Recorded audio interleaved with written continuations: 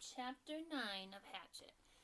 They just discovered, or he just discovered, that he could use the axe and try to start a spark, and so he could have a fire. Because he was saying that he's not going to really survive without a fire. You can't just eat berries, so he's going to probably have to make food or something like that. So, here we go. Alright, chapter 9.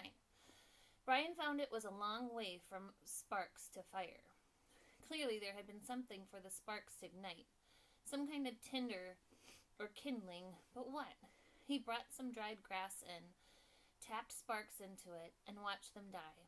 He tried small twigs, breaking them into tiny little pieces, but that was worse than the grass.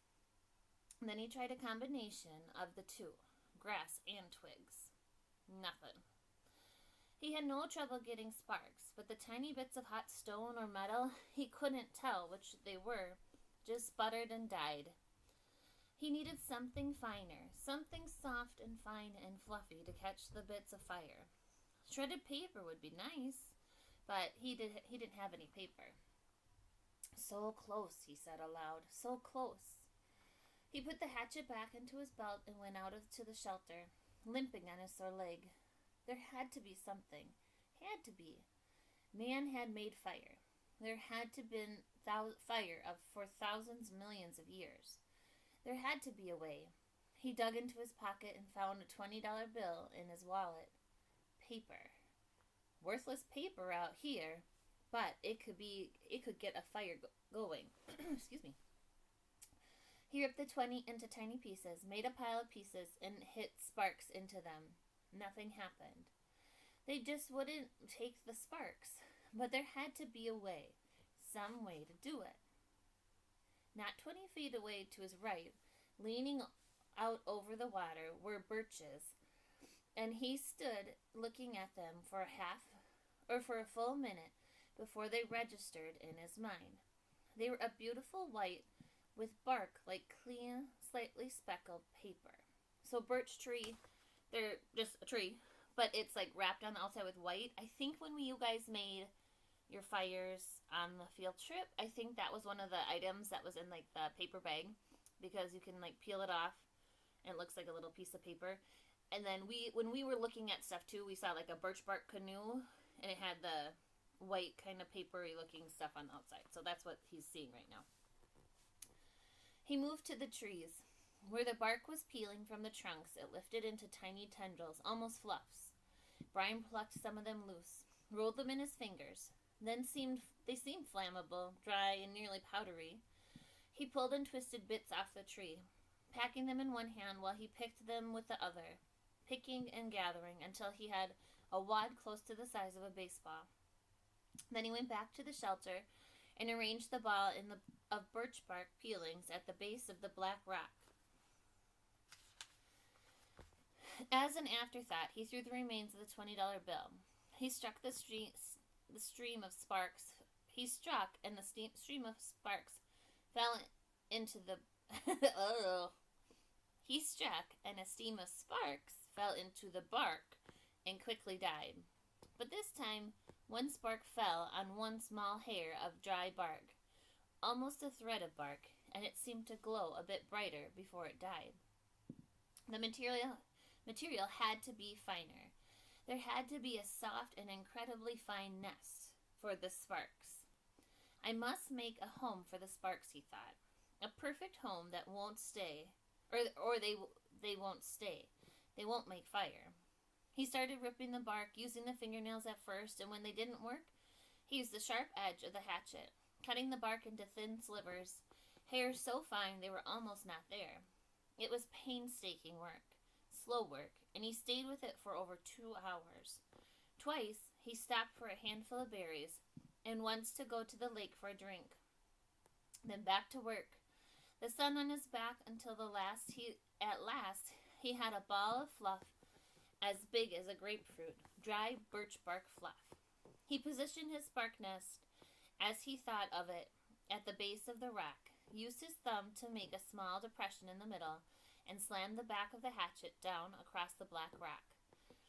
A cloud of sparks rained down, most of them missing the nest, but some, perhaps 30 or so, hid it in the depression, and those 6 or 7 found a fuel and grew, smoldering, and caused the bark to take on a red glow. Then it went out. Close. He was close. He repositioned the nest, made a newer and smaller dent in the thumb with his thumb, and struck again. More sparks. A slight glow, then nothing. It's me, he thought. I'm doing something wrong. I do not know this. A cave dweller would have...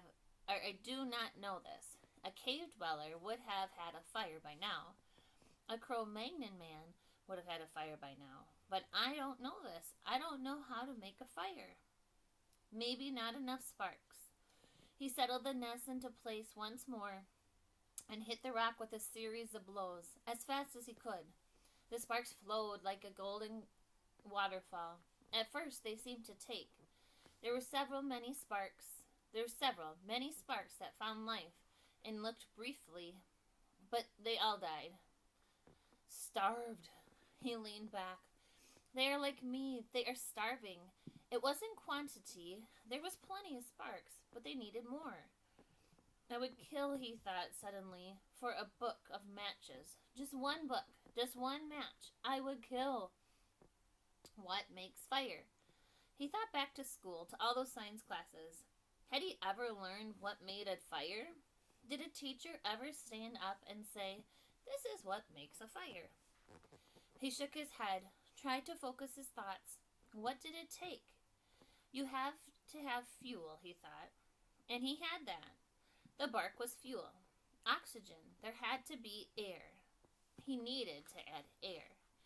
He had to fan on it, blow on it. He made the nest already again, held the hatchet backward, tensed, and struck 4 quick blows.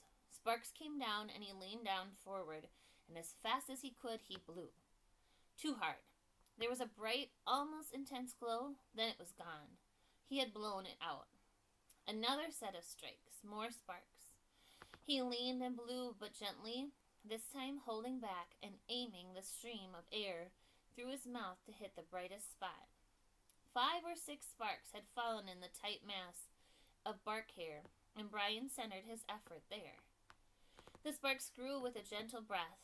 The red glow moved from the sparks themselves into the bark, moved and grew and became worms, glowing red worms that crawled up the bark hairs and caught under threads of bark, and grew until the pocket of red was as big as a quarter, a glowing red coal of heat. And when he ran out of breath and paused to inhale, the fireball suddenly burst into flame. "Fire!" he yelled. "I've got fire! I've got fire! I've got fire!" But the flames were thick and oily and burning fast, consuming the ball of bark as fast as if they were gasoline. He had to feed the flames, keep them going. Working as fast as he could, he carefully placed the dried grass and wood pieces he had tried at first on top of the bark, and was gratified to see them take. But they would go fast. He needed more and more. He could not let the flames go out. He ran from the shelter in the pines and started breaking off the low, dead, small limbs. Then he threw it in the shelter, went back for more, threw those in, and squatted to break and feed the hungry flames. When the small wood was going well, he went out and found larger wood, and did not relax until that was going. Then he leaned back against the wood brace of the door opening and smiled. "I have a friend," he thought. "I have a friend now. A hungry friend, but a good one. I have a friend named Fire. Hello, Fire."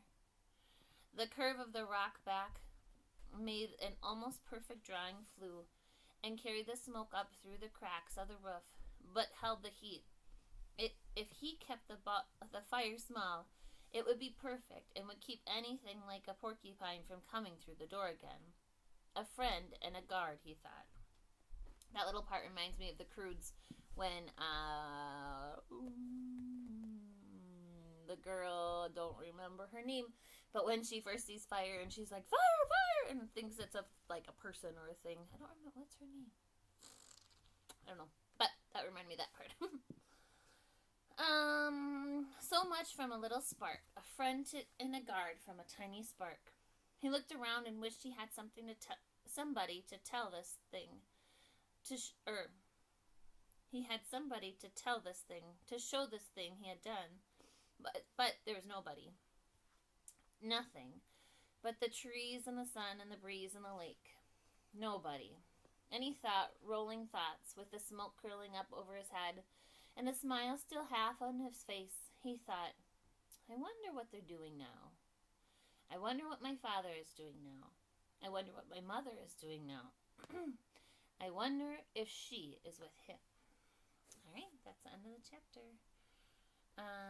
We are pretty much exactly halfway done with the book. I will make sure we get it done before end of the school year. So only 2.5 weeks left, you guys. You can do it. Keep strong, and you know you're doing great. All right.